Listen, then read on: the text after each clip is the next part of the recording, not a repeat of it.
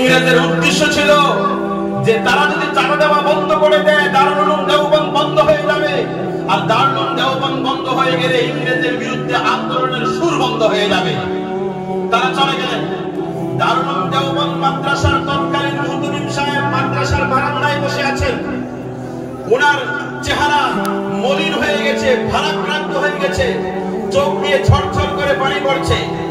অন্য আসাতিদারা আসলেন, উস্তাদরা আসলেন, এসে বললেন, হযরত আপনি মন খারাপ করলেন কেন?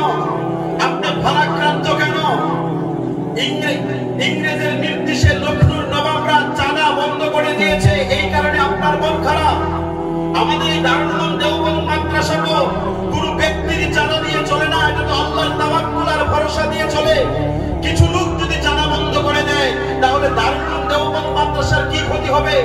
আপনার এই সাধারণ কথায় আপনার ঈমান দুর্বল হয়ে গেল কেন? আপনার মন খারাপ হয়ে গেল কেন? সেই দিন দারুল উলুম দেওবন্দ মাদ্রাসার মুহতামিম সাহেব হুজুর বলেছিলেন, বাবারা, লখনৌর নবাবরা দারুল উলুম দেওবন্দ মাদ্রাসায় চাঁদা বন্ধ করার ঘোষণা করে দিয়েছে, দারুল উলুম দেওবন্দ মাদ্রাসা বন্ধ হয়ে যাবে। আমি এই আকাঙ্ক্ষায় আমার মন খারাপ নয়, আমি এই ভয়ে আমার চোখে জল পড়ছে না, পানি পড়ছে না, বরং আমি তো এই আফসোস করে করে কান্না করছি, এই আফসোস করে করে কান্না করছি। তারা যে ইংরেজের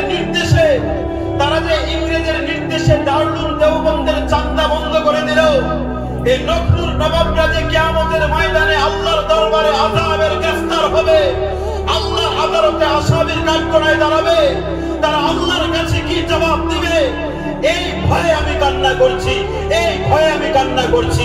আল্লাহু আকবার।